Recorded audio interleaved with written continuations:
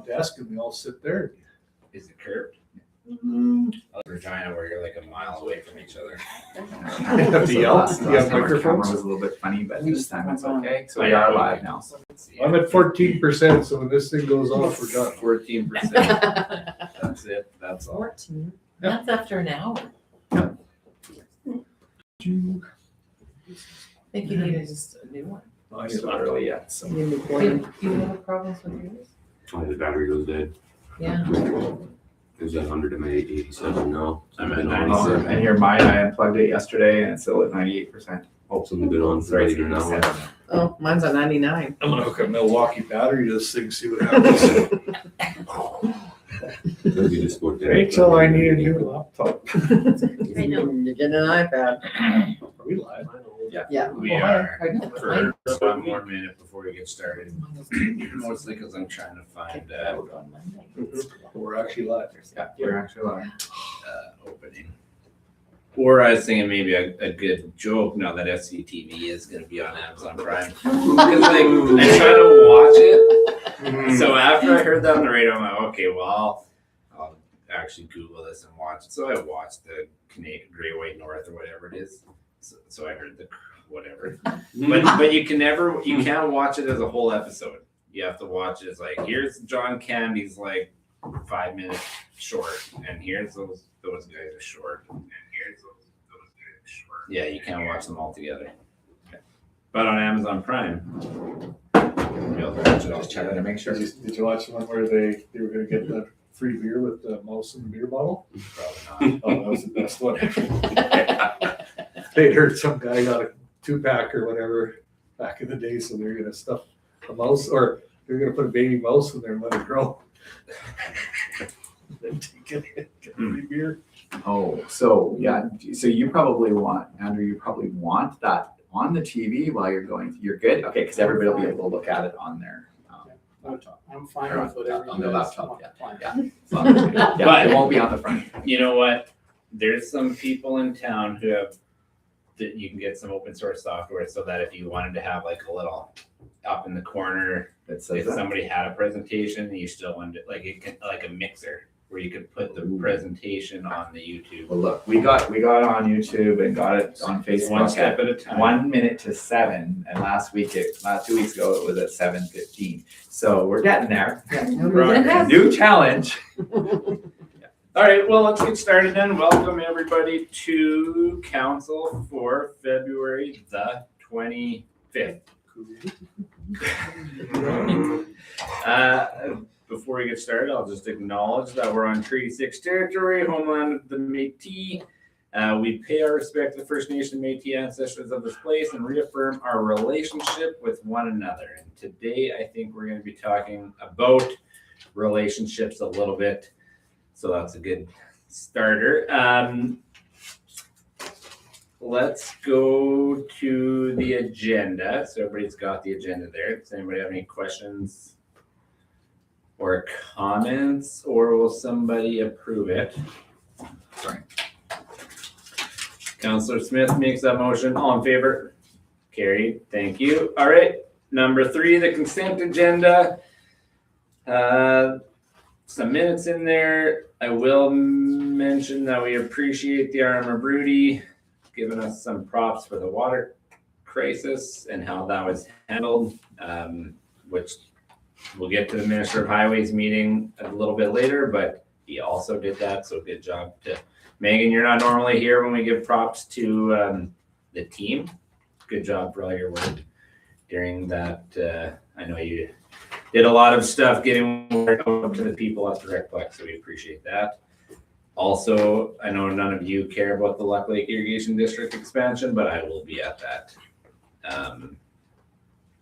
event. That's going to be on March 16th, that stakeholder event. I had some questions asked me prior to just about some of the bills. Rachel, do you know what unit number 14 is? So we did transmission clunking, you don't know, okay, yeah, okay, all right, Like for a vehicle? yeah, for The vehicles. half ton it says on there. Yeah, Yeah, I was gonna say. Like it was in rough shape. yeah, it was in rough shape, so we spent, 10,751, sorry, and I didn't get the answer, I thought maybe you knew. No, I You don't. Okay, all right, so I will find that out later to find out what vehicle it is that we're replacing here. I knew that we had transmission in well, it's 2014 Chevy, so Chevy 1500. 124,000 kilometers. Yeah, so it was a transmission.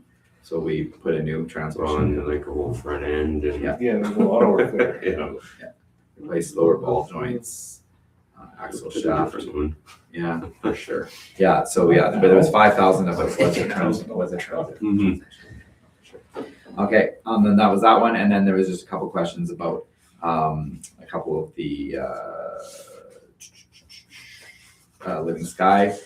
So we did have 3 different invoices to Living Sky, and we do put, so as a line in our budget, we have preventative maintenance. So we do end up putting stuff that maybe isn't preventative maintenance sometimes to the preventative maintenance line. So, and of course, all you guys see in your report is it says preventative maintenance. We do have the bill here. We did, one of the bills for Living Sky was for air conditioner unit in this building. So it wasn't really preventative maintenance. We were doing maintenance on the building. And so we had some work to do on that air conditioning unit. And it was something that was left, we just did the work now, but we'd actually reported it that we were having issues with it back in November or September of last year. So that was just, they just did it now and they did it when it came. And then we had a couple things at the Recplex. We did have a bunch of preventative maintenance. So that was the largest bill. We did some annual and some semi-annual and some quarterly work on different parts of the Recplex. So, and they did it all at the same time. Unfortunately, in the bill, it doesn't differentiate what was annually, what was quarterly, and what is semi-annually. So we've asked them for some clarification on that, and they haven't got back to us yet. But they will probably get back to us tomorrow after this meeting. But I will share that with council as well with that information. And that was the only question that I had about bills. So I just wanted to. I think that was the only thing I had. Yeah. Okay. Anybody else have any other questions, comments? If not, if somebody like to make a motion to approve the consent agenda. Councillor Long makes that motion. All in favor? Okay, let's move on to, where am I? Here we are. So we have, we don't have any public hearings or delegations, but we do have a presentation and recognition. So we have 2 guests here that are normally with us to make a big announcement for us. So we've got Megan, who's our Community Development Director. Is that right? Yes. So I just turned over to her and have her introduce that. Sure. Megan, would you like to introduce our other guest? Yes, I sure can. This is Andrew. He works with the Communities in Bloom program, and he works a lot with us each year just to get us like grant funding and different things like that. He actually attended our tour with the judges 2 years ago, and he's just here today to present our winning. We were a winner of the 2025 Communities in Bloom in our category. So thanks for having me here today, and Kevin has a presentation, or Which is is in everybody, it. okay, everybody's It's on seeing there. it in front of Yeah, them? it's on there. Okay, perfect. Thanks again for having me here. My name is Andrew Exelby. I'm with the Saskatchewan Parks and Rec Association. Communities in Bloom is one of the programs that I coordinate through my work. I've been in Outlook a few times over the year. I noted before the meeting, Donna and I go back about 14 years on the Trans-Canada Trail Committee, and worked with Megan for a long time. So tonight we're basically we're here to celebrate, as Megan said, your 2025 success with Communities in Bloom. I just quickly wanted to go over a little bit about the program for those of you that might not know too much about Communities in Bloom. And then we have a certificate and a winner's flag to present at the end here. So Communities in Bloom it's a provincial, national, and actually international program. It started about 60 years ago with Britain in Bloom. And in Canada, it started in 1995 with the Communities in Bloom nonprofit. And Saskatchewan Parks and Rec Association began coordinating the provincial program in partnership with that national group in 1997. It's a very long, for a community development program, it's a very long-lived program. We've been, for a program to have started over 60 years ago and still be continuing around the world is pretty amazing. The core component, of course, is an evaluation, friendly evaluation that's focused on giving ideas and suggestions and information that communities can use in that ongoing journey of self-improvement. The program vision is to inspire all communities to enhance their quality of life and environment through people and plants in order to create community pride. And just some fun facts about the program over the over 30-year history of the program. It's helped over 1,000 communities just within Canada with about a $28 million cumulative economic value. We do have Vice Regal patronage by Her Excellency, the Right Honourable Mary Simon, and she's one of many Governor Generals that have granted us that privilege over the years. So that, I think, shows how well recognized the program is with its impact on communities. And also, I just want to note, we have a really good team of volunteer judges. A few of you would have met them over the summer here. We have about 20 of them in the province that work with our communities each summer. And it's important to know that those judges come from a variety of backgrounds, but they are skilled and trained, although they are volunteers, in order to help your communities. So hopefully you enjoyed that experience again with the evaluation. Communities in Bloom focuses on 6 key areas, those being community appearance, environmental action, heritage conservation, tree management, landscape, plant and floral displays. Often what you'll hear about Communities in Bloom is, it's all about flowers, right? But the bloom is actually meant as a metaphor for the overall growth and development of your community. And so when you look into all the different areas that the program looks at, you can see that it really does touch almost every aspect of a community. So this year, Outlook was involved in the competitive category. That's one of quite a few different options that we have with our provincial program.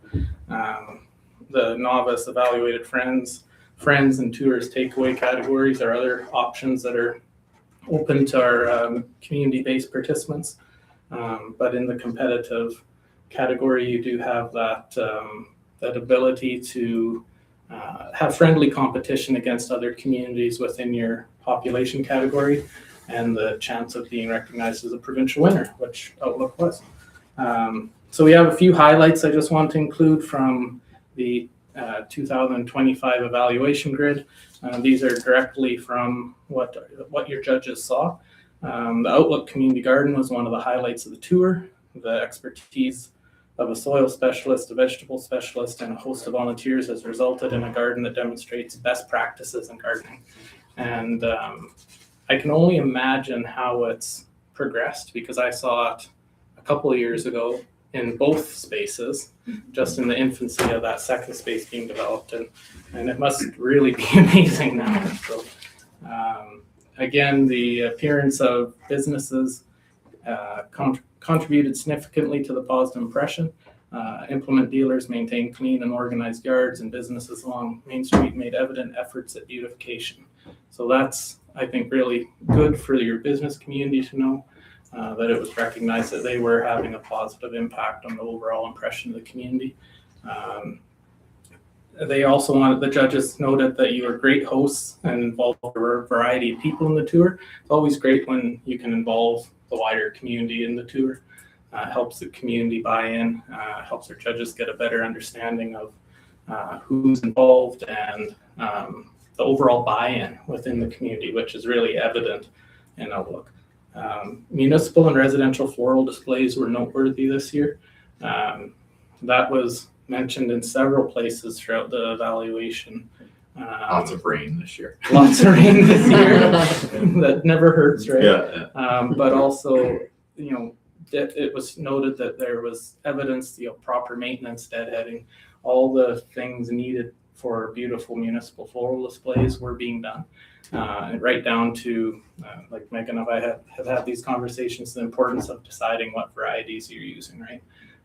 It's not as easy as it looks sometimes to make those high impact displays, especially in public or high traffic areas. So congratulations on achieving that this year.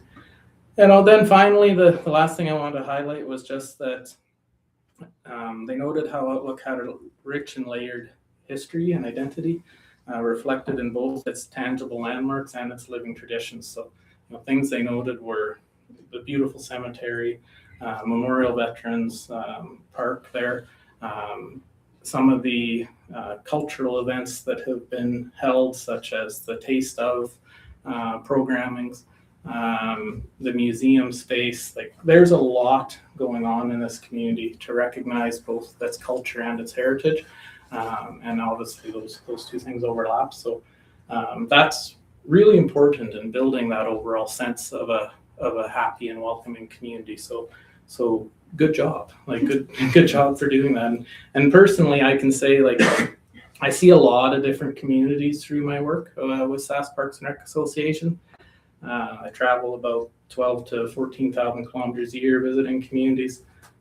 Outlook's a very nice community. It's one of only a few communities, I would say, that I have repeatedly come back with my family to vacation. And you have an excellent array of municipal services, and recreation and park amenities, things like the regional park that are adding to that overall destination package.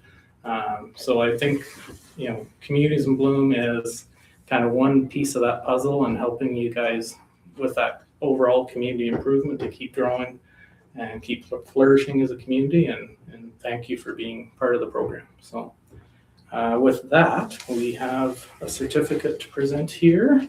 You said that you might as well come. You Yeah, said might as where well come do you here. want- And then we do have a flag here as well, which you can display at your You wanna discretion. You wanna come take Megan and I did a lot of work on it. You wanna come and accept the award on our behalf? Congratulations again on a very Where you successful going? Core Bloom rating for 2025. Thank you.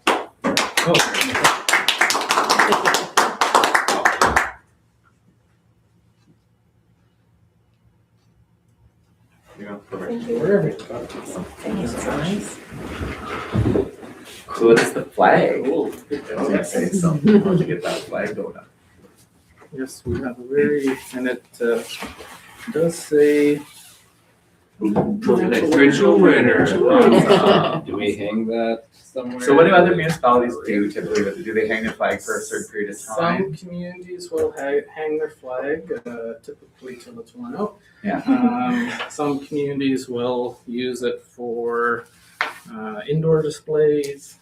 It's kind of all up to. We'll leave it up your to Megan to discretion, decide, but I'm sure we can hang it. If we can figure out, we can probably hang it from our, we could replace our town flag for a time. I think, if it works, so let's try that. Sounds good. Thank So you. Andrew, I have a couple questions for you. Can't do without a question. Well, No, actually, it's good. Questions are good. First off, I apologize because I didn't introduce everybody. So I'm just gonna quickly go through that and then we'll quiz you at SUMA. That's part of the deal. You can quiz me tonight too. It's So okay. we got Sharon Bruce right beside you, Guy Deerdahl, Kevin True, myself, Ryan Husband, Kyle McLeod, Andy Long, Donna Smith, Megan, Anthony, and Rachel Sellers, who is our assistant CAO. Kevin's our CAO, everyone else counselors.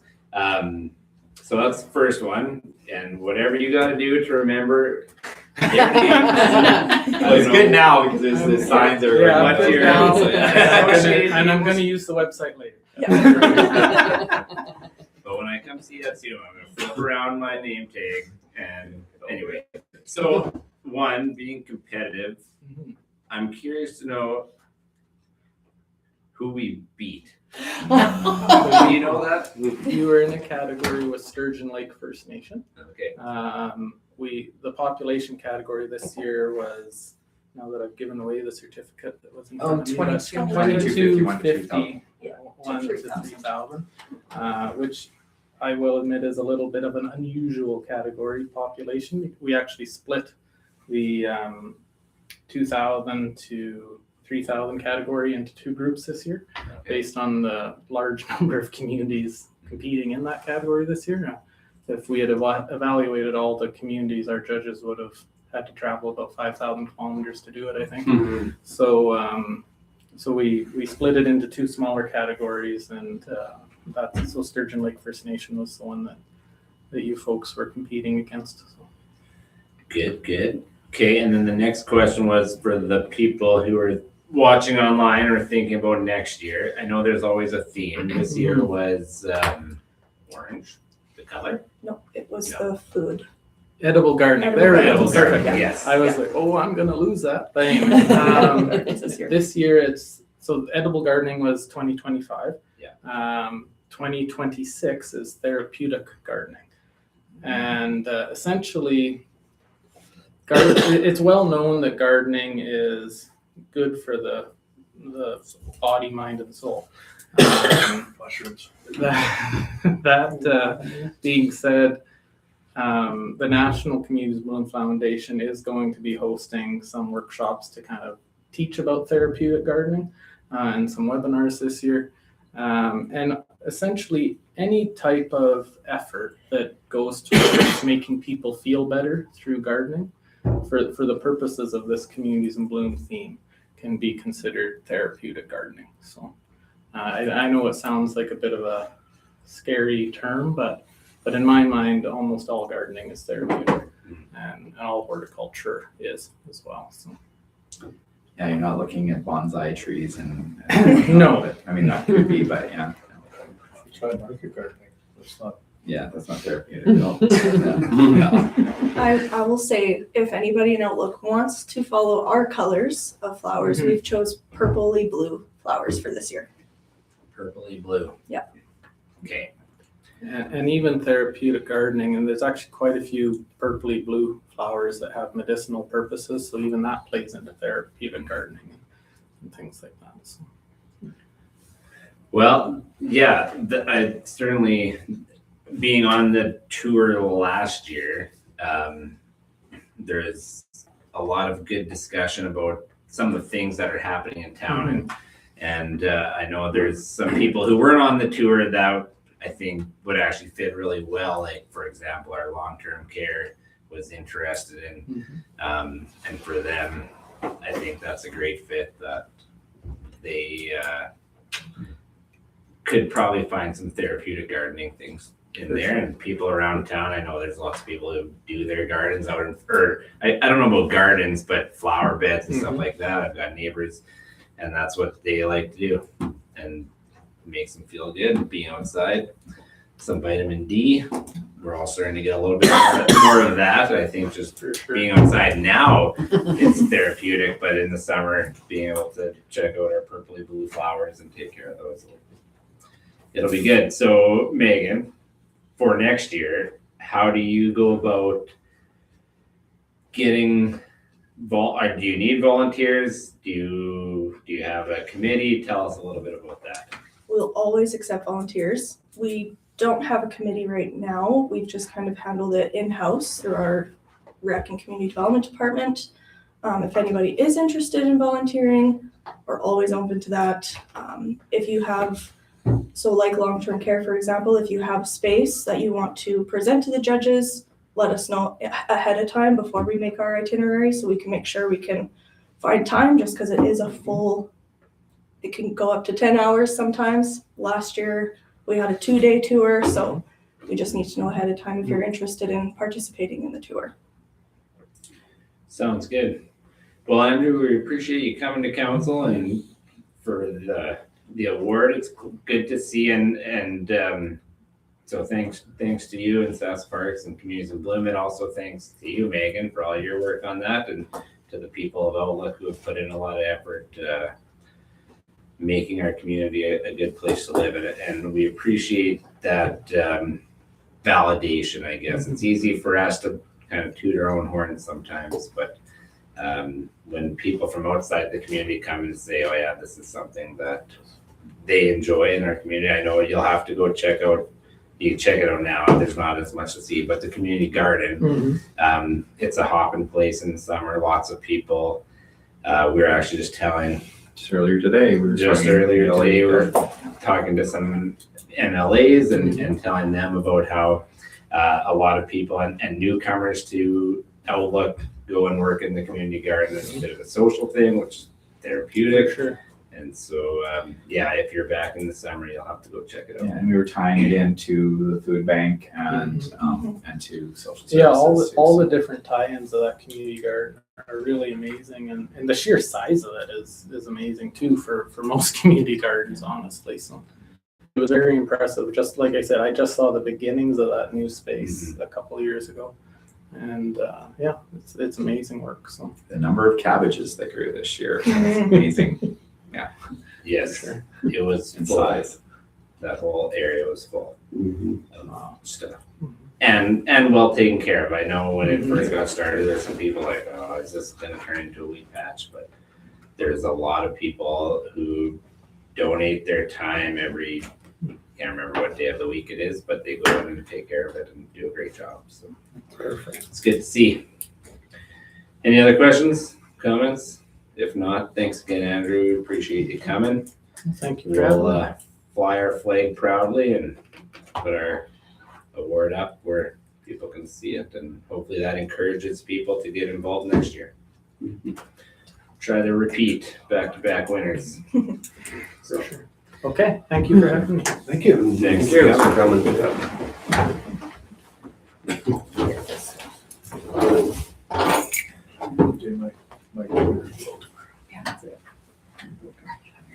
Oh, thanks again, Andrew. We'll see you in a month or so. A little in April. Computer security and networking specialist like that. It's a nice big win. That was very good. Yeah, it's nice. Okay. That was number 6, presentations and recognitions. Number 7 is bylaws, which we have none of those. Number 8 is communications requiring action deletion. Also have none of those. So now we are on to reports of administration. So we did have a committee meeting earlier where we as council, so now I'm speaking to you as the public, we as council evaluated ourselves on things like integrity, judgment, respectfulness, and we 100%. pretty close. Just evaluate ourselves on that, and then had a discussion about things we do well as a council and how we treat each other. And I think we do have respectful dialogue and debate, and being conceptual thinkers and things like that. Communication type thing. So we've had that discussion, and we also discussed some opportunities for training that we might do as a council or as individuals, so that we can continue doing our work effectively, governing the town. Continuous improvement efforts. And we always want to be continually improving. So we had that discussion, and so we're just reporting back on that. Now we're going to go to 9II, which is custom work rates. So Kevin, let you. Right. So the town of Outlook has custom work rates. We have existing ones. The last time council reviewed the custom work rates were in 2020. So that is 6 years ago. So it was high time that we did a review. So our team put together a review. We deleted a few of the pieces of equipment. Now, I want to be really clear. We aren't, even though it's called 2026 equipment rental rates, custom work rates. To be really clear, we don't compete with business. So we don't do custom work as generally as the town. But we do have rates for our equipment, which comes with a person with a operator of the equipment. We don't actually allow, we cannot buy our insurance. We cannot actually allow other people to use our equipment. Most we can. There is some things that we can. So we're not into renting any of this kind of stuff out, but we do have to have rates in the event that we use our equipment for a private purpose. So an example would be under the nuisance bylaw. So if we were to have to clean up property or whatnot, we do need to have rates for our equipment. There is the odd time that we have been in a situation where there is no buddy in town that can do something, and we have some expertise, so we go do it, but it's very rare. So that is one reason why we don't review our rental rates very often. But we went through the analysis and compared to other municipalities and close by, and we also looked at the local some of the local rental because we always want to be higher than our local rates as well. But good news is when we looked at that, we were still higher. Our rates from 2020 were still higher than most of the other municipalities and very competitive with the local stuff. So we're not planning to compete with any local contractors. So as I said, the only thing we ended up adding, in 2020, we didn't have a skid steer. So we did add the rate of $150 per hour for a skid steer. Again, we don't intend to actually have people using it. The skid steer we would provide the operator, but again, it's only if absolutely necessary. Another instance that this could happen is with mutual aid. So if something was to happen, you haven't updated. Oh, There's an It's on here now. update. There's an update. Yeah, it's updated. Yeah. Oh. Yeah. How It's would an update. Log out. Sorry, I should have said there's an Go update. back. I actually thought that guy, because he said we were waiting for it, so I thought it would have got that. It's right under I'm forklift. sorry, Sharon. It's right under I updated like at 5. Yeah. Yeah, it was 5:40. Yeah, I should have alerted you. That is my fault. It's one small thing. So, but yeah, so skid steer is $150. But yeah, we didn't have a skid steer at the time, so now we do. Other than that, everything is at exactly the same rate as it was in 2020. Yeah, we're not interested in competing with business, but at the same time, I also see value in utilizing our equipment effectively too, and increasing the utilization rate on some of the things that don't get a lot of utilization. Right, I guess, yeah, and there is something to be said for that. However, again, we would have to have our own operator. So we're busy doing municipal work. So we're not really into like doing and we have levels of service. So an example with snow management, we do quite a large, we provide quite a good service in snow management, where no, we don't provide custom work for removing snow out of people's driveways, but we do quite a bit of work on the outside of the driveways, which not all municipalities do. So we do use some of that there. But one of our problems we have is that in the case of snow management, when we're super busy, that's when we could actually do custom work, and we're already super busy. So. Yeah, there, and we do some, like again, the street sweeper being one example.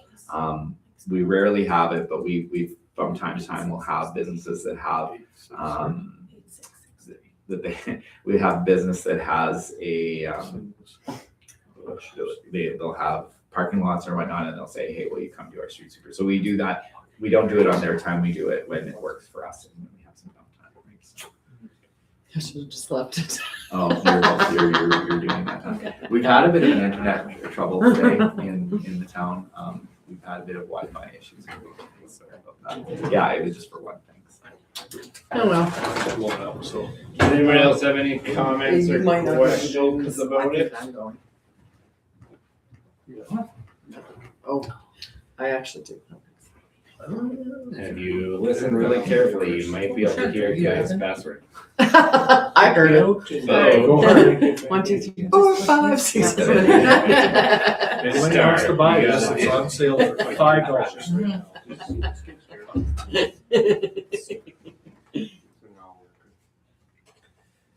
Do you want a motion for this one? Initially, I didn't, but yes, I would like a motion for that.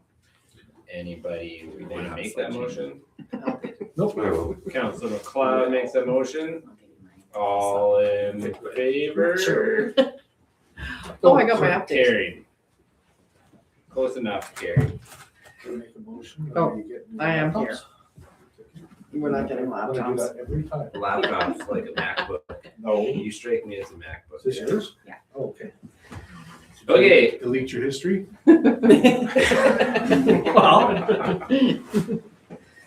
All right, let's go to number 10, Mayor and Councilors Forum. Anybody got anything they want to talk about? It isn't laptops. No laptops allowed. I think I was thinking of a special thank you to the ministerial in town who have organized the annual Lenten lunches. There's a service and lunch on Wednesdays, and the proceeds, the free will offering goes to the food bank Okay. Every Wednesday every Wednesday. There's two been passed, but till Easter. till Easter, yeah. Do you know where the next one is? Next one is up at Bethlehem Lutheran, but it's by the Outlook Gospel. Okay. Gospel Lighthouse? Pardon? Gospel Lighthouse? No. Not the Lighthouse. They don't exist anymore. Used to be Church of Christ.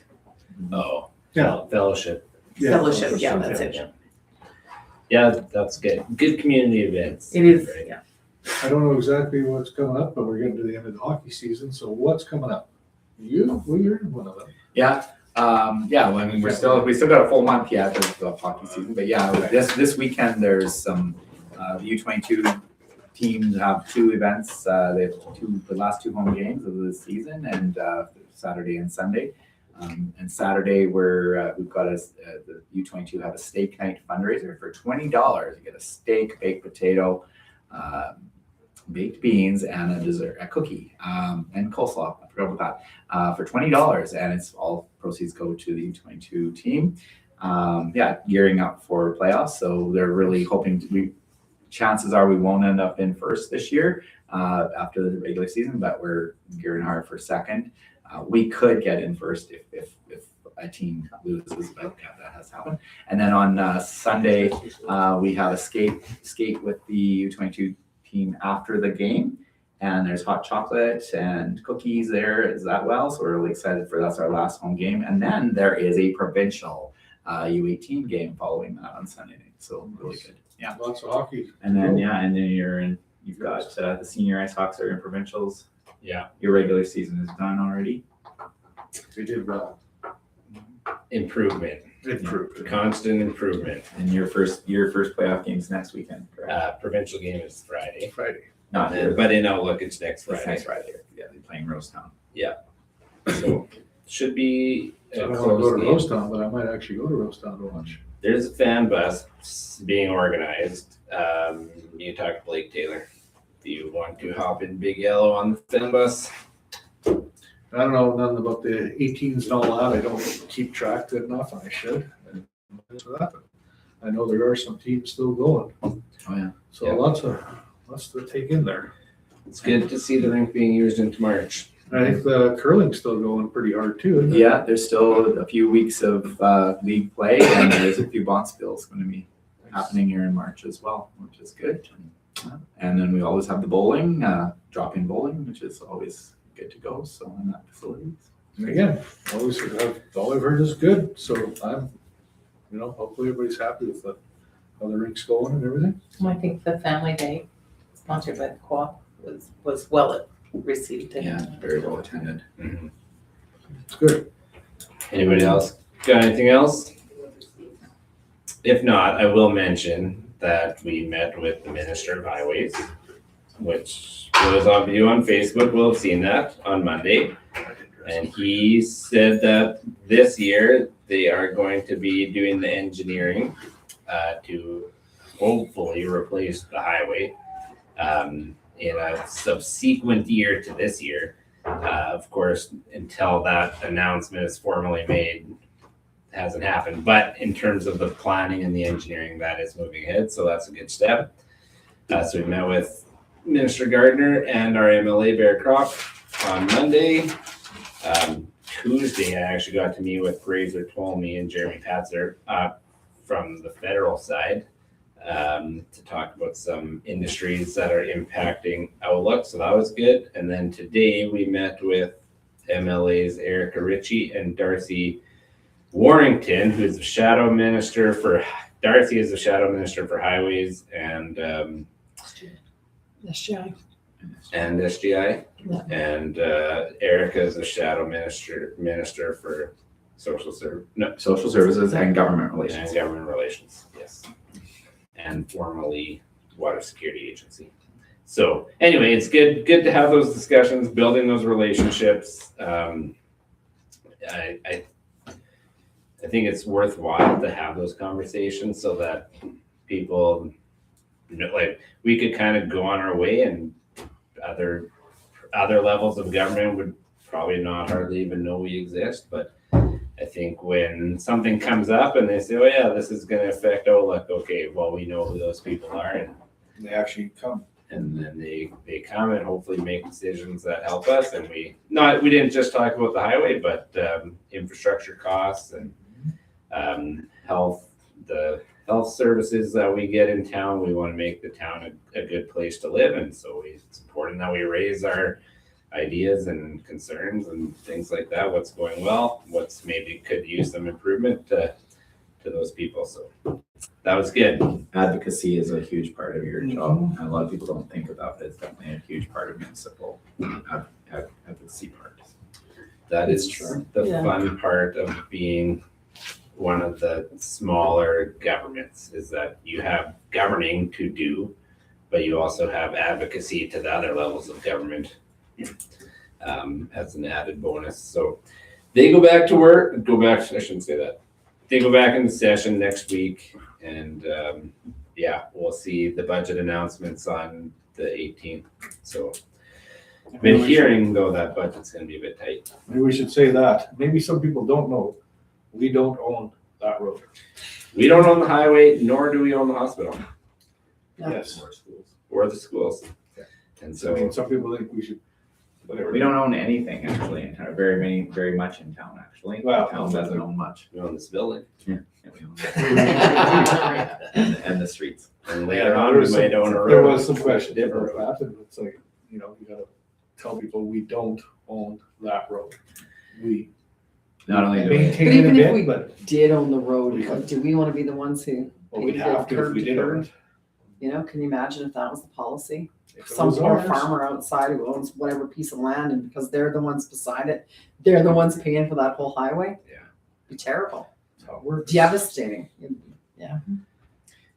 You'd be doing very small sections at a time, I'll tell you that. Although, while we don't own those things, we are users, and our citizens are users of a lot of those things. So if people have concerns, they can certainly bring them to us, and we'll take them forward as advocacy. as advocacy on their behalf to whichever minister needs to hear it. I think our town employees do a pretty good job keeping the thing, when there's a pothole, they're out there as soon as they can. So, I mean, we complain, but nobody understands is that's tens of, well, like you said, millions of bucks, But so.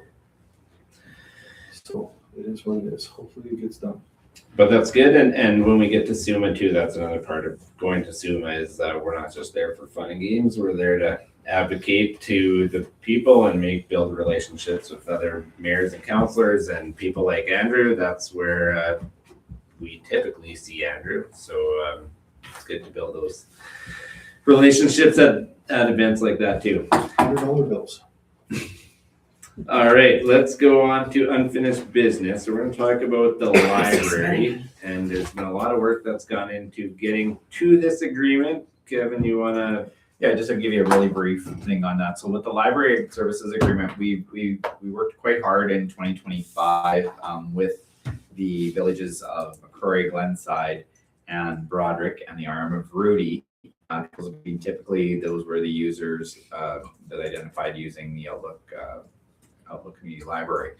We went through a couple meetings with those groups and had some conversations to try to get to having an agreement with the town of Outlook with those groups. I thought we did some really good work there. Unfortunately, soon thereafter, when we listened to the stakeholders and we presented an agreement, the villages of McCrory and Glenside both said that they would rather not sign an agreement, but they did not want to be a stakeholder, but they would look at this year to year and they made a commitment for contributing some money for 2026, but said that they would want to look at it every year. So they didn't want to sign a long-term agreement. The village of Broderick had indicated that they were still interested and were considering it, and the RM of Rudy was definitely interested and were ready to sign. Since that time, so then we sent out a new agreement just to including 3 municipalities, and the RM of Rudy immediately signed it. The village of Broderick was considering it, and the village of Broderick hasn't made a decision per se. So I've informed them that we've been waiting for them to make a decision, and so I've informed them that we will probably proceed without them.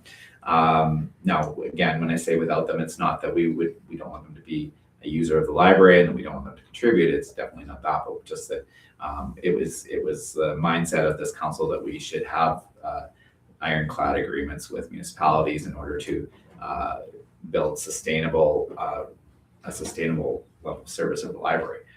So unfortunately, with those villages unable to, and totally no disrespect to any of the 3 villages that weren't able to, they just felt that they weren't able to financially commit to over more than 1 year at a time, but whereas the RM of Rudy was willing to. So 1 step forward, 3 steps back some days, but no. So now we're at presenting an agreement for council to approve, just with us and the rural municipality of Rudy.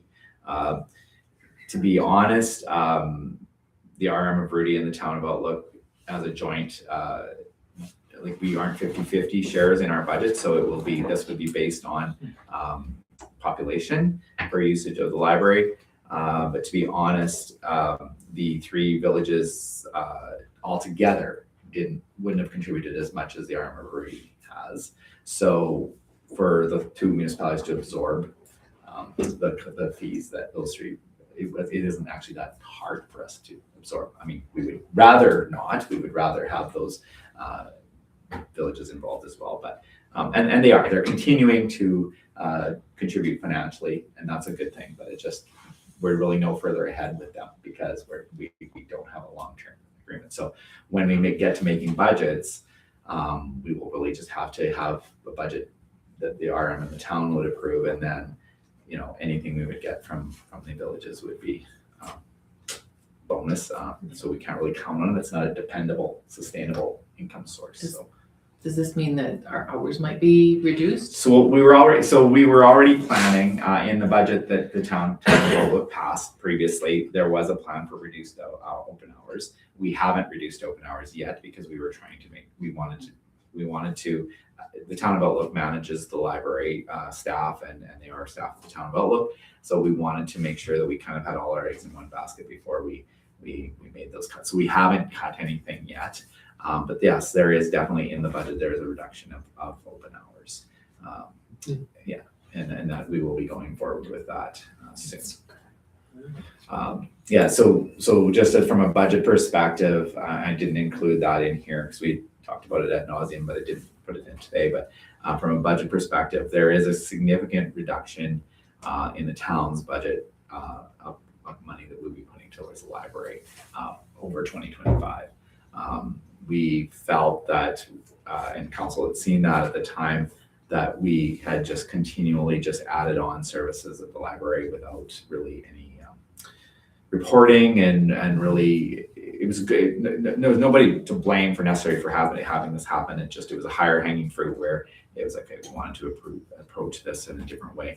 We had some really good conversations with Wheatland Regional Library System as well to get some comparables to other municipalities of our size of how many open hours they were having, and their usage as well. So we're hopeful that we're going to, even though there will be some reduced hours, we've also been able to identify some hours that just very few people came into the library.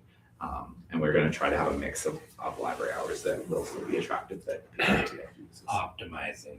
Yeah, definitely optimizing the hours. It was very expensive. Yeah, very expensive. Very Yes. expensive. Yes, we were definitely, if we weren't approaching, we were getting very close to 3 digits if we did not get over 3 digits. So, but yeah, we need to pare that back because it's definitely is a very needed service in this community, but the cost definitely didn't need to be that high. And we did some cost saving measures in the middle of last year, and so there's some savings that happened actually last year too. Just it wasn't necessarily a reduction of hours, but we tried to tidy up some of our labor costs, I guess, is what we tried to do last year a little bit too. So this is an agreement with right now with Yeah. just BRM, With just potentially to add others some. Yeah, and there is a potential to add. To then form the board. Yeah, so there's of the yeah, so library. that's the library board and also contribute to the budget of the library. Like you'll contribute, like anybody that's a stakeholder will contribute to the library, and there's an ongoing, it's a 4-year agreement. So so they're agreeing to contribute at the rates. So for example, it's all based on population. So there is actually in section 5 fees. So it just says what they'll pay. So they'll do an annual base retainer fee of $250 per voting member, and they'll do it per capita fee, and it's based on population of us. Outlook is 2336, and our Meridian is 475. So yeah, and there is a way to opt out of it, terminate the agreement with 1 year termination, and there's also the ability. So we're trying to tidy up and tighten up how we budget and how that's done with the board more involved, and the board also is going to have some fairly aggressive in the 2026 budget. There's some aggressive targets to do some fundraising and sponsorship and grant applications. So of course we will be helping do that as well. But just so we are lending our community development staff. Our Megan manages the community development department and manages the library staff. There is a library manager, but Megan is the supervisor of that. So yeah, so we're hopeful to do some good work with the library in the next year. So. Any questions? So we are the service provider. Yeah. So in the top, which identifies us as a service provider, and yeah, initially now it kind of seems funny because there's only 2 of us, but we were the service provider, and then all the municipalities that we provided service to were stakeholders, but now there's 1 stakeholder. So we will have we will have 4 appointees at the town of Outlook, and the RM will have 2 for a total of 6 members on that board. We currently have 3. We have appointed 4, but 1 has asked that it just returned and just said that they'd like to be moved. So we actually have. I'm going to wait till it's signed, but I do have somebody that has stated they would like to be a representative of the town. So let's get our fourth appointee, so which is good. Okay, would somebody like to make the motion to accept this contract agreement? I will do that. Councillor Bruce makes that motion. All in favor? Let's make it happen. Sounds good. It's good to kind of clean that up a little bit Yeah. and get things moving. It didn't quite go the whole direction I was hoping it would, but No, but sometimes things don't. And what do? We a did it. step in the right direction though.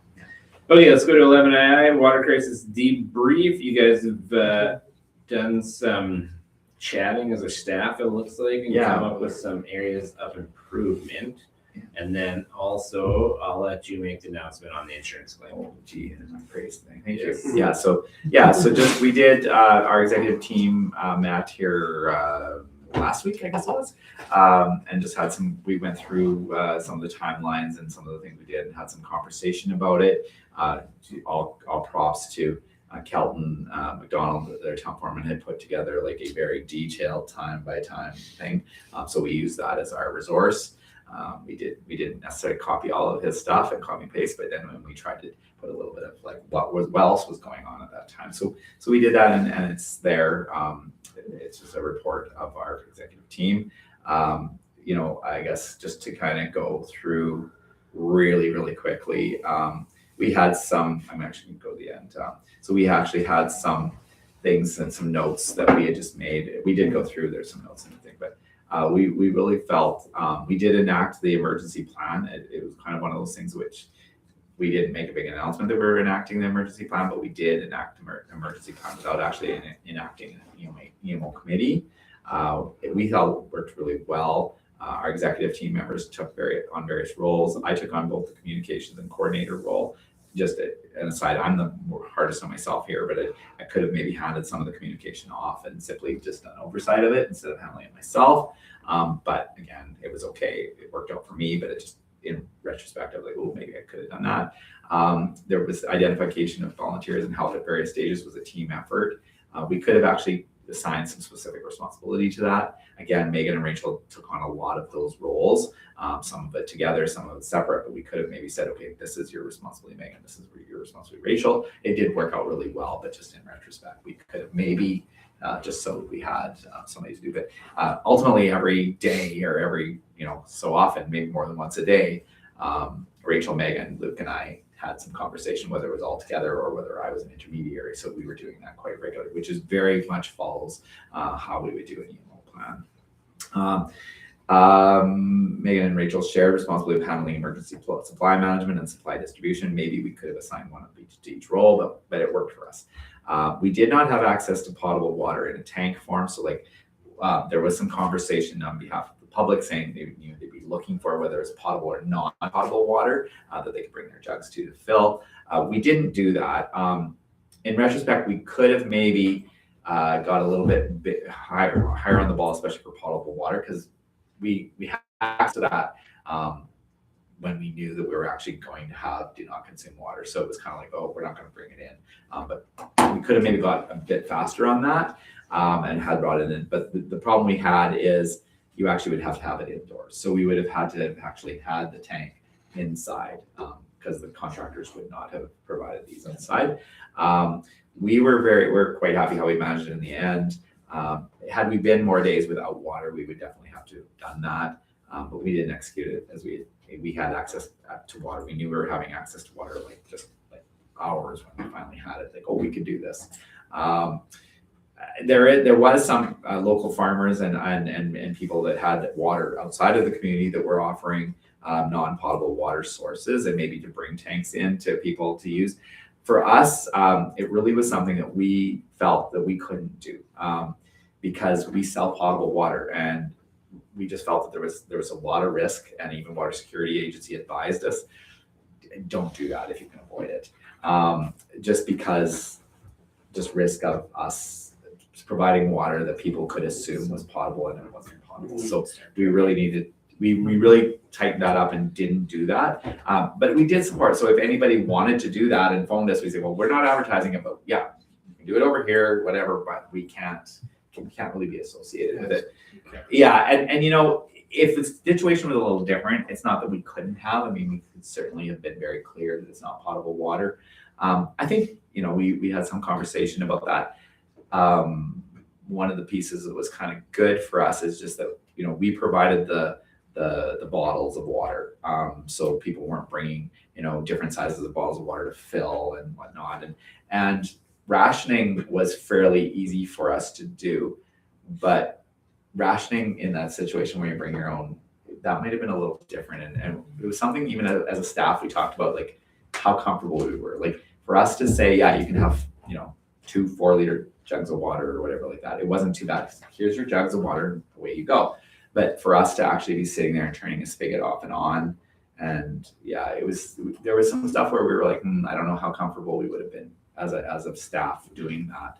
And if you would have got, obviously, yes, the grace and patience of everybody in this community through that was fantastic, actually very fantastic. Well, kind of one of the problems you run into is somebody that's sick.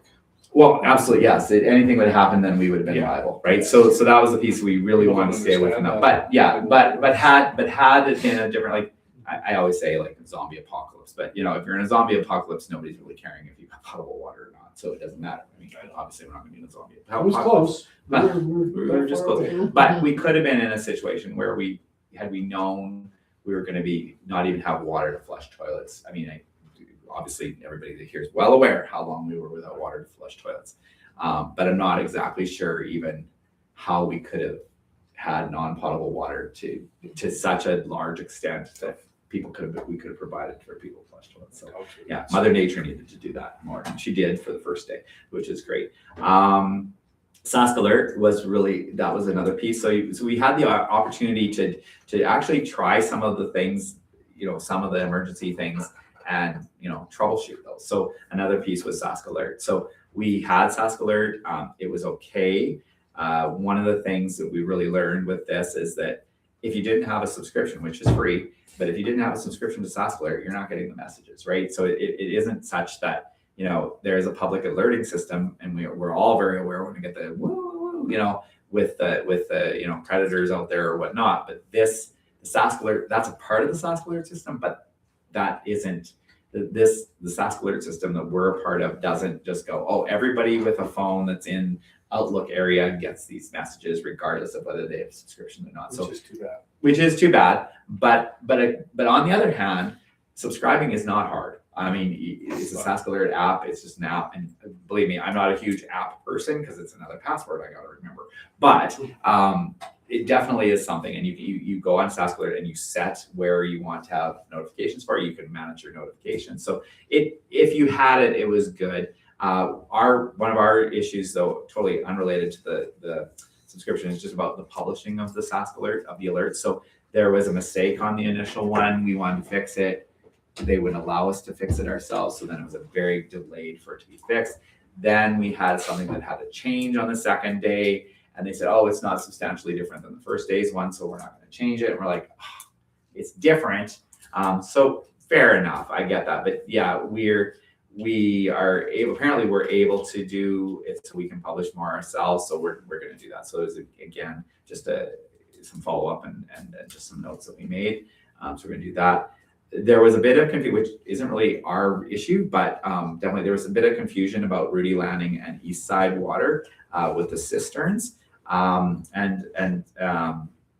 So immediately we shut off the water distribution in the town of Outlook. So everybody getting water from a tap in the town of Outlook couldn't even access water because it wasn't there. But those with cisterns had water that was compromised. I didn't say it's contaminated, but it was compromised. So honestly, they shouldn't have been using their water as well. But we had no control over that. We did notify both authorities immediately, but yeah, there was some confusion about that. And then as we went through the process to getting back to the precautionary drinking waters, then there was a lag time for Rudy Landing and East Side on that too. So those two are different authorities that do access our potable water. But there was, and water security was working with them, and it was good, but there was some confusion. So when we were making announcements on Facebook about that, we would get questions. Well, I'm using East Side Water, I'm in Rudy Landing, what do I do? And our only thing was like, well, you need to talk to that authority. We can't actually give you any advice. And water security said that we could do this. So we can't do much about that, but it's just one of those pieces that it was just a little bit of a confusion for us. And then there was a little bit of confusion even on West Side Water as well immediately, because many customers on the West Side know that they get their water from the same place as the town of Outlook, but they don't know, it's just semantics. They don't know, they don't get it from our distribution system.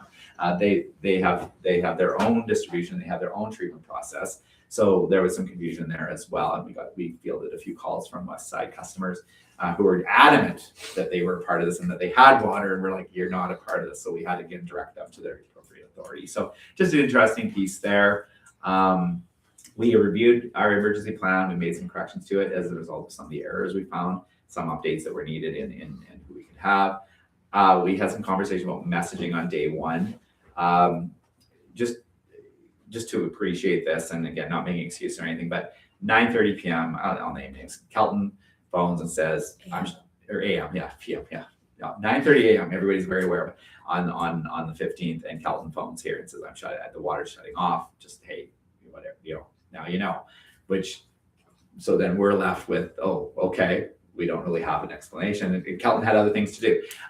So, which is fair, but it was kind of like, we were very quick in getting our messaging and in getting our canned messaging, but we felt there was about an hour and a half that we didn't really have a great answer to it. We didn't actually know the answers to the questions. Not just Kelton didn't know them either. None of us knew the answers to those questions. But in retrospect, we're like, oh geez, we could have tightened that up, and it would have been cool if we had that canned message that we all knew right away, because people ask questions, and and our immediate thing was and we did say we're going to be hours without water. We did say that, but we didn't know if it was 5 hours or 36 hours. It was hours, but we didn't know that for sure. So again, picking it apart, but that's what we were doing, was picking that apart. What other highlights do you got? Yeah, I got 2 more, so that's good. SHA facilities didn't necessarily make contact with us direct. We assumed that all those public facilities were following our social media pages. We thought, well, maybe we should have made some special effort. We didn't.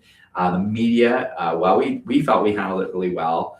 One Outlook, particularly, I won't mention who they are. You guys see who it was. Yeah, it was CBC. They were especially rude and demanded that they had the right to be in the Recplex and interview people while we were distributing water. We were a little upset with that. They were told in advance they were not to be in the way, and anyway, that was just a comment that one of our staff members had made, that it was quite difficult to deal with them. But the mayor and I did end up having them over here. They were the only ones that actually attended our news conference in person. So and I can say that they were. No, it wasn't CBC who was here. CTV. It was CTV. Okay, then it wasn't CBC. It was CTV. Sorry, see, there I should. So this is wrong. Yeah, it's CTV. Yeah. Oh, Darn it, eh? Oh. All right. Well, see, and I like to blame Now what do we CBC do? for everything. Yeah. Oh my gosh. Hey, yeah. And just I'll so- send you another update. Yeah, there you go. So just to jump on, a provincial disaster assistance program is only eligible for payment if it's a natural disaster. So that was a piece that was interesting that we learned. But we have insurance, and insurance did cover our costs, including rebate given for water customers. So that's great news. SPSA, which is the there's Saskatchewan Public Safety. Public Safety Association, right? They were not particularly helpful, actually, and I made sure I told them that. When you declare a state of emergency, they immediately you send them a fax, actually, and then they reach out to you right away. And you send them a fax? Yeah, you send them a That fax. should have been your first. Well, yeah. Anyway, and then they phone and whatnot. But Morse code. yeah, kind of, yeah. However, they were trying to be helpful, which was good. But again, this was a situation that they've never encountered. So that was also kind of a bit of a thing for them. But they were in contact every day, but just, I was like, I'm sitting there, we're busy, and I'm talking to them on the phone. I'm like, I actually have like 3 other phone calls. Are you going, what are you going to help me with? And most of it was not helpful, but it's okay. They were trying, so it's good. And then, we were in EOC activation level 1, and it worked really well. I was really the EOC director, and Luke was the operations section chief. So it's good. That was my thing. And then, so just to jump into the other part, which I just alluded to. So our insurance is going to settle with us. So we were able to get approximately, there's a $5,000 deductible. So we will be receiving a little over $65,000, which covers all of our water that we purchased, the rebate that we gave to the customers, our Recplex kitchen sales lost revenue, and then our overtime as well. So we're in a good position. somebody tampered with a lock. Mhm. Like somebody took a Somebody- bolt cutter, somebody took a sledgehammer, somebody took a pry bar Too low. and tampered with 2 locks. $70,000 worth of damage. And that's And not, do you think that they understand the impact? Like Yeah. somebody did this and somebody knows who that is, Mm-hmm.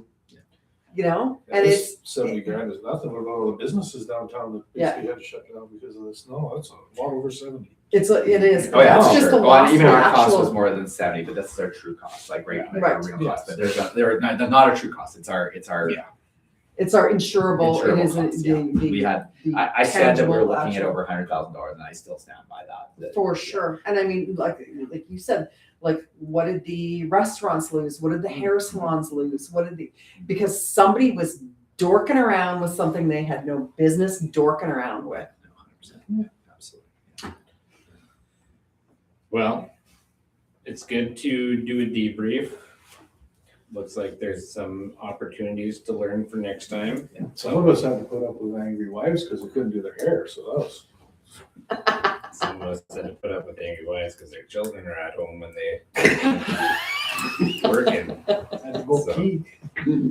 Well, that too. So yes, it's an event. Hopefully we don't have to go through again. Oh, probably I never. think it was handled well. We appreciate Rachel and Kevin, what you guys did, and the whole team who came together, and the community too. To lots of volunteers and people were considerate and patient, and so we appreciate that. And we did get the kudos from.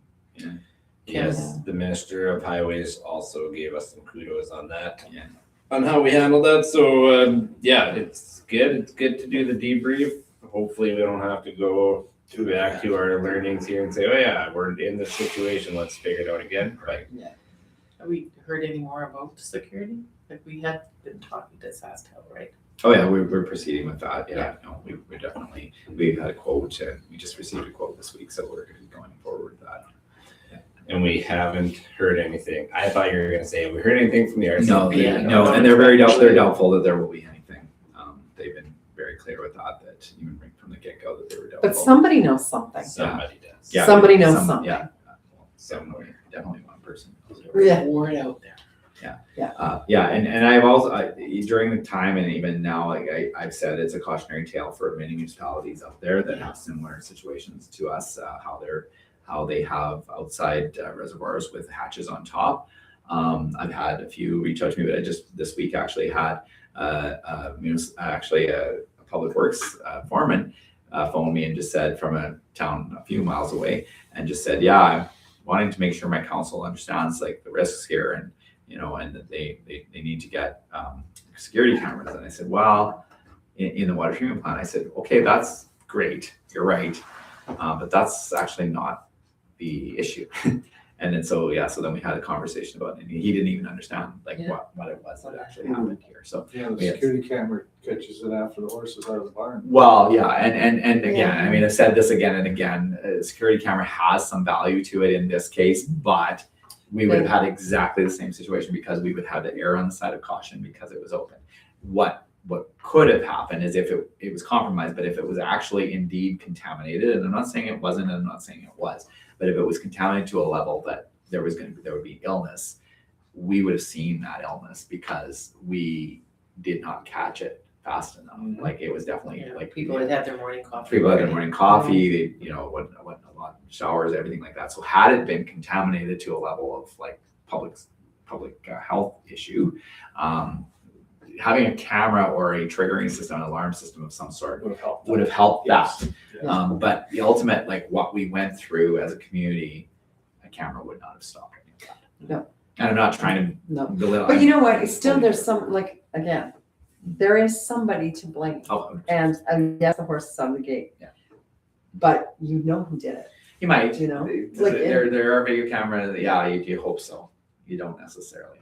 I've had too much experience with video camera evidence that wasn't, I But you know, then you make that sound like it's not a deterrent. It is a When deterrent. I think 100%. it It is. is, oh, it's a huge Yeah. deterrent, absolutely, yeah, no. I don't And it think is, and I actually think at some point, they are going to figure out who did this. I I think think that at some point, they are gonna find it, because people always talk.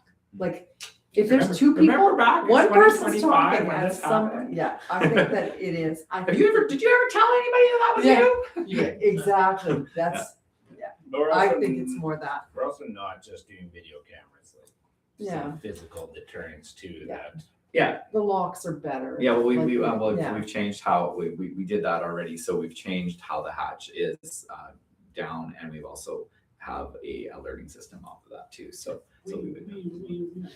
Yeah. Okay, And 220 volts on the thing. Well, we don't, our own Don't staff, touch yeah. stuff that's not yours. Yeah. That's fine with me. Done. and interesting. No problem. All right, let's keep going. It's good that we got our $65 or 65,000. We'll take it, or 70, I guess. let's go to new business, 12I. So this is a policy for false alarms. Right, and so this is a draft policy Oh, and yeah. That was just, it's a false alarm fee. Now, we have an existing policy, PRO 002. There's not a lot of change. It was initially first approved in March of 2020. We were just cleaning up a few of the words and whatnot. So we just wanted to make sure, in 2020, we didn't have it wasn't Outlook Rudy Fire and Rescue, so we wanted to change that a bit. Essentially, the town of Outlook actually works through Outlook Rudy Joint Protective Services Committee as the provider. So it's a little bit of a arm's length, a non-arm's length transaction. So yeah, we wanted to make sure that we were very clear about who's doing this and how come. It isn't a big change, but just I wanted to clean it up. It's been something that's been there for a while. Yeah, so if there's, we haven't ran it. We do have false alarms, as I was talking to the mayor and deputy mayor, both the fire department could attest to, but there are definitely false alarms. Just an interesting piece too, we had a conversation, was that last night? Yeah, it was the days are just starting to just blend together. So yesterday we had a meeting of the Outlook Rudy Joint Protective Services Committee, so we had some conversation about this town's policy. And so the Joint Protective Service Committee, I had initially suggested that it be their policy as well, but the RM had stated, which, and correctly so, that there was no real need for it from their perspective, and not a need for that for the committee to have it because the town has it, which is very, very true. So it was no big deal. So we've removed it from that policy, from their policy bit. So it's just a town policy. So essentially, we would get a bill for a false alarm. The town would get a bill, and then normally for all other bills we get from Outlook Rudy Joint Protective Services Committee, we just pay the bill. But in this case, it's a false alarm. Then under this policy, we're able to charge the property owners for, like I said, for the first time there will be no charge, but for the second time there'll be a $400. Any subsequent fire alarms, false alarms within a calendar year, we would be the full charge would actually be passed on. So it's a deterrent to make sure that there's no false. Do we know what range the 1 hour full charges are? Yeah, That's regular hours. Yeah, it's be regular, so $1,250 for the first hour, Just plus like labor, plus so trucks, and Yeah. that's what the RM is doing, so. full on. You're getting nailed. Okay, so yeah, just a little bit of an update here. Yeah. I personally think it's good that we have this. We do get called to a lot of false alarms. We get Motion. Thank you, Councillor Deardahl, for making that motion. make a motion. Basically what it says here, I'll make that motion. Thank you. All in favor then? Carried. Because I should say what I'm making a motion for, huh? Well, that's okay. I'll say what you're making a motion for. That doesn't hurt my feelings. Okay, let's go to 12II Range Road 3082 annexation, which is also known as the dump road, the landfill road, the waste refuse road, or Ordway Road.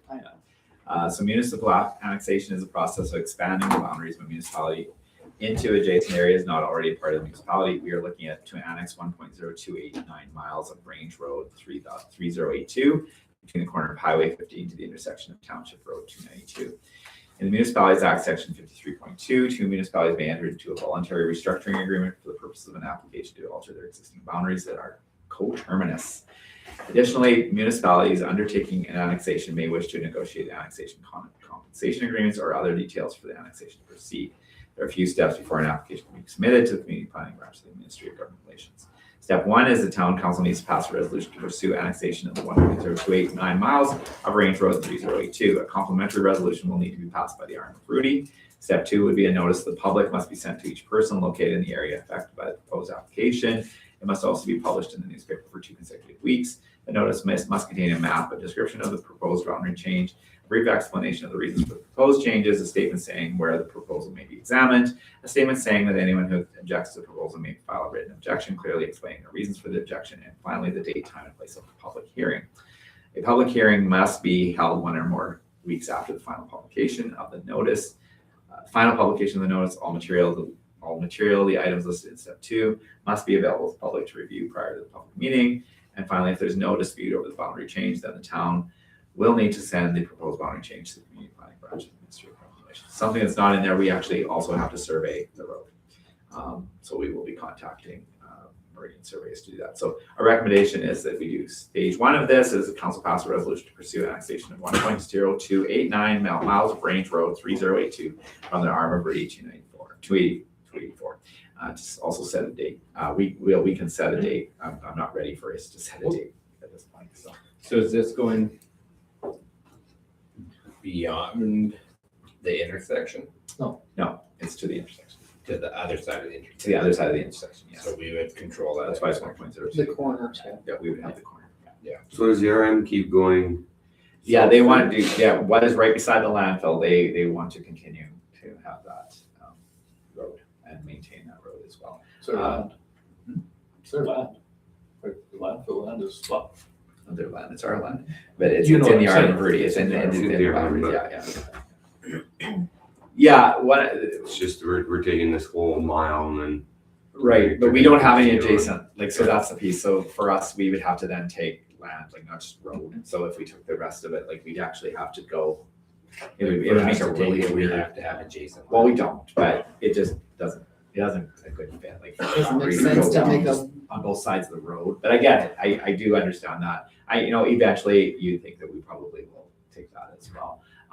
They do have, RM users, of the road down there, not many, but yeah, it is, and like Councilor Deardahl said, there is, like, land on both sides of that road is in the RM, whereas this, some is in the town on one side and the RM is on the other, so, yeah. I guess, like, if you're interested in annexing that as well, we could do that, but the No, I Arm was Verde just is, the Arm Verde has just said that that's what they would like to. That would like they would like to. Yeah. Well, we don't really need that either. No, not today, but one day. So Can you remind me why we're looking at this? Why we were looking at? Well, for a couple of reasons. So first of all, the biggest reason I would say is for growth ability. So when we are doing we're doing all the subdivision work over adjacent to that road, we will be putting services under the road. So it'd be easier if we actually own it or manage it and are the authority of the road. We'll be doing that already. So that's the piece that's kind of important. We'll be doing it for the furthest north part of that road. There is also, so it's one less authority that we have to deal with. So if we can just deal with ourselves, that's great. In future, the same thing. So when we would be putting Conquest Avenue going all the way from the rink there all the way to that road, then we'd be looking again, like it's be easier for us to be dealing with ourselves for the utilities that would have to go under the road. Just as a growth, big potential for growth.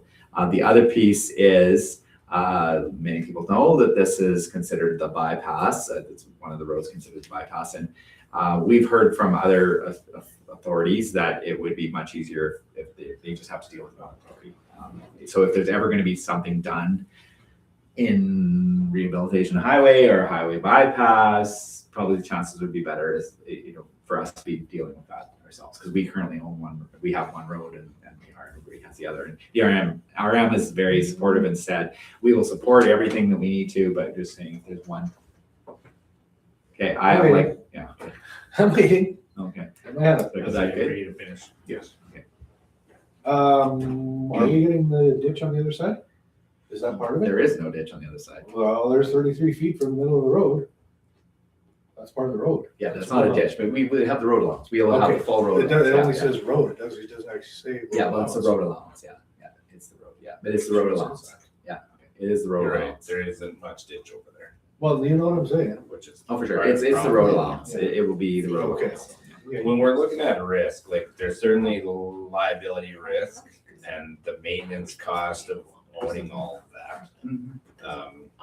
Like getting things for $1 is, Oh, there's You a get what reason you pay for for. $1. There's certainly some work to do there, or there will be over time. So I see that, but at the same time, there's the opportunity that when we control that and we're trying to develop up alongside it, to have that control, I guess. No, wouldn't anticipate the RM is going to be a problem there, but we at least can control it, and can, you're right, council's changed. The other thing though is that with that heavy haul bypass, there are permit fees that you can charge, and so then right now the RM gets those permit fees, we would get those permit It's certainly fees. not a lucrative.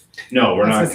You're looking at much money. on No. that. So are those fees set by government? or is that There you are, set? no, okay, I knew you were gonna ask that, and I don't have the best answer to that, but there is a government suggestion, and it is in the act of what you do, but I think we can set the fees, I'm pretty sure, because I just know, just with another municipality that I dealt with, that, yeah, you can set the fees, yeah. Okay. It's just, but there's within Yeah. reason, Yeah. yeah.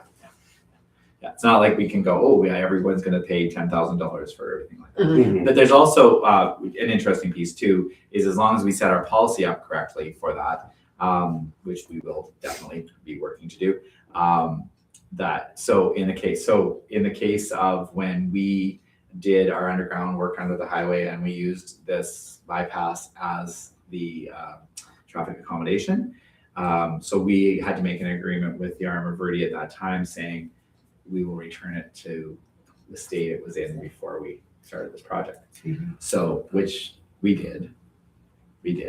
And, but there's a piece to that as well. It wasn't in good shape before, and it's not in good shape after, but we did invest some money into that. So they've done that with other organizations like rock hauling and gravel hauling too, is if a contractor is doing as a part of the permitting, they go, okay, well, let's just see how much damage you do, and then you've got to fix it, right? So Nemonition Contracting was doing our hauling, so they actually put the work in, we paid them to do the work, but yeah, we got them to do the work, and Nemonition has actually been with RM, has done some other stuff in that area too, and they've done the same thing, so.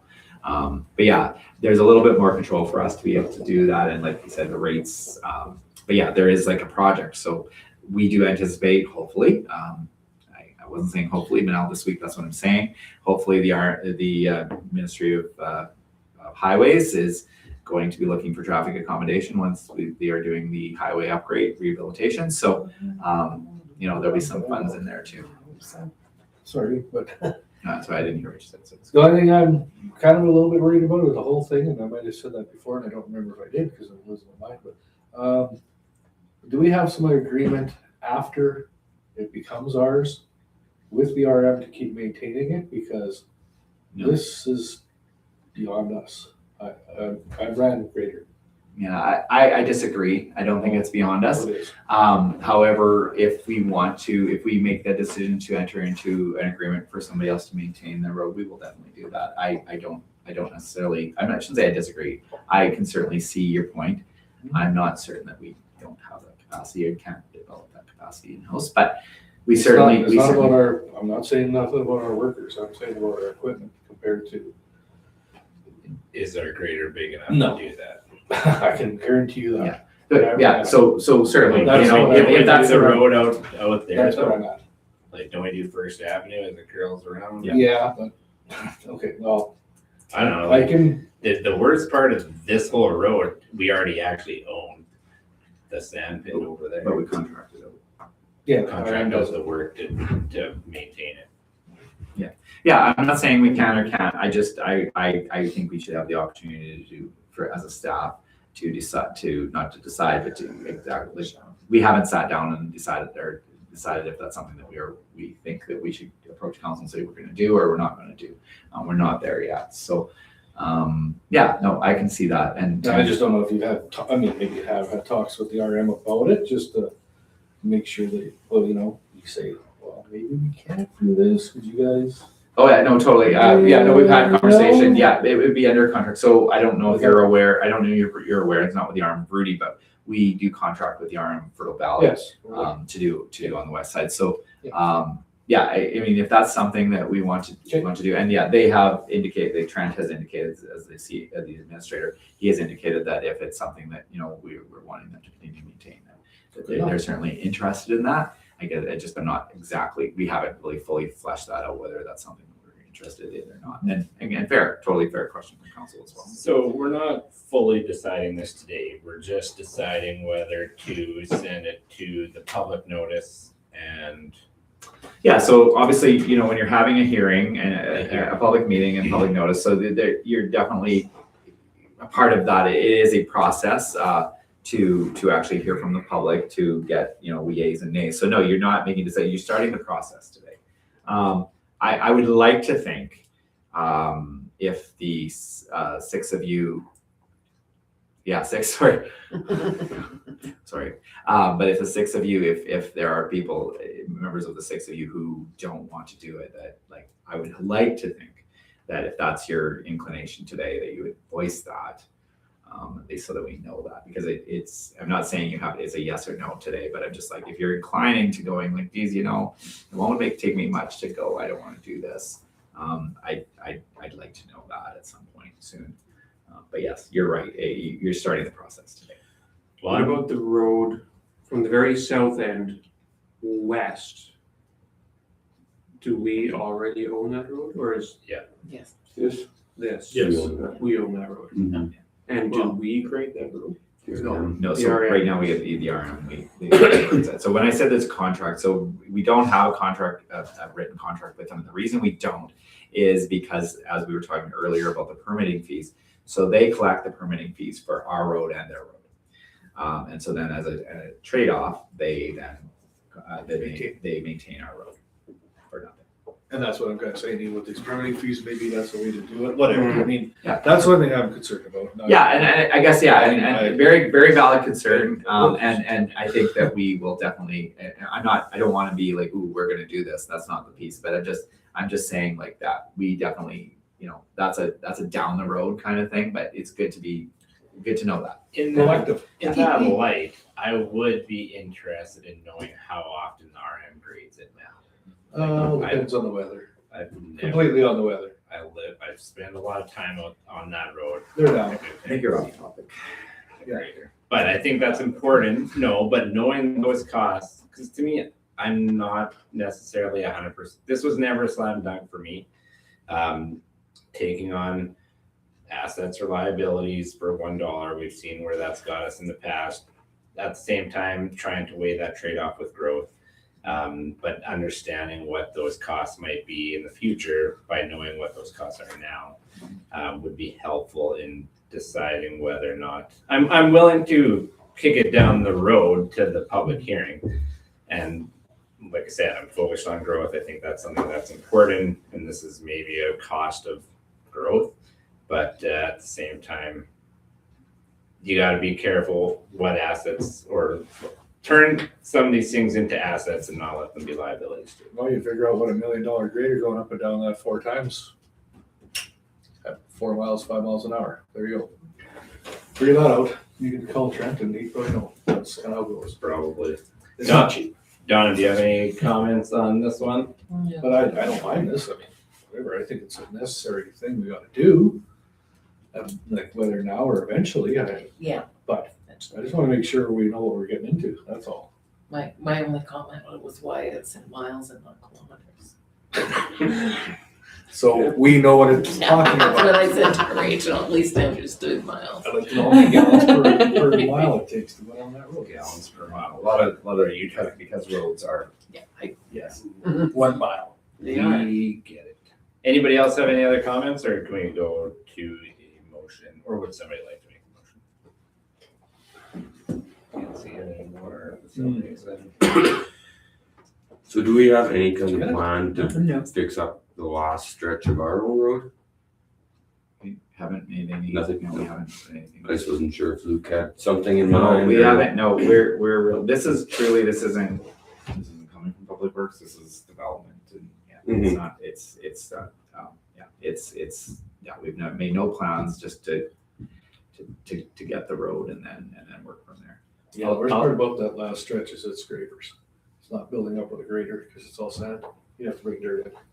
Of our road. That's why I was saying that. And to say It's expensive. one, like, Well, there's no ditch. I don't see us I don't see any, the RM or us, no matter who owns it, doing any significant build up, rehabilitation type of work unless or until we have to do it as part of the rehab bypass project or rehab project, and we have to build it up. Well, we have to do something on the north part of the road because there has to be able to be access to the UFA, and there will have to be access Oh, yeah, to yeah, Fraser that Avenue. Approaches. So, Yeah, yeah. so there's approaches, and right now the state of it is in a state that is, it lends itself to any of that. So, yeah, there's And that's definitely part some of work that there. tender with Yeah, absolutely. But this does make it a lot easier if we have to put a culvert in, if we have to put something Sewer in, system. because then what do we go through? We go through the RM and then Yeah, and again, it's not that we don't have No, a relationship I with the know. RM, and it's not anything. It's also it does take time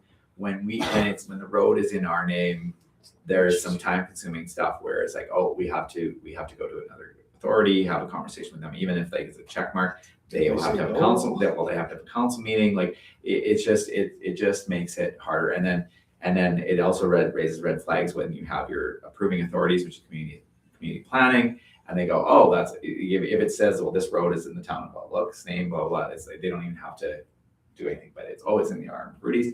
So then, and then that takes time for that letter to get to us. Then that letter goes to, it slows things down. I mean, I'm not saying that that's worth taking liability for, but from a planning and development and growth area, it should be a no-brainer, but that doesn't, there are obviously all sorts of other facets. And how about if we don't like it, we can sell it back to them for $2. We'll throw a bridge in for free. Yes, we will. Hey? It's just Yeah. the money factor, because I know down the road it's gonna be $3 million to rebuild it. Or more. Yeah. Yeah. So Yeah. it's like, Yeah. I think, but I know our part, we have to foot the bill for that anyway. The problem is RM is probably not gonna do it either. They're not gonna do it. They're gonna it's say, not in their interest. not in our interest. We don't care if you go around Outlook, and they don't have to. Well, development pays for development. So, Yeah, so they can nobody, say- but if you're RM of Rudy, you're sitting there and you're saying, well, you need this for your residential development or highway commercial development, whatever you need it for. Well, you got to charge them and you're going to pay us for it. So why don't we do it? Like, I get that. I mean, do we get it? Does development always get development? No, it doesn't. I guess like I'm more of the mind, on one hand, I don't know in my lifetime that this is actually going to be done. However, if it is, it's great. The reality is that the Ministry of Highways, if it's a bypass, the Ministry of Highways has to cough up some money. Yeah, they do. Well, they do. I mean, they obviously do, because again, even if I know we talked about the highways being owned the highway, but if it's going to be a heavy haul route bypass, true bypass, there'll be a relationship between the highways, Ministry of Highways, and the town of Outlook as well. So, I mean, I'm not saying the answer would have to pay 100%. That's why they didn't have to pay for that. And I know there's like all sorts of conversation about whether, should the highway go through town or shouldn't it and whatnot. And, I don't even know we're having that conversation today. But yeah, that's a future conversation too.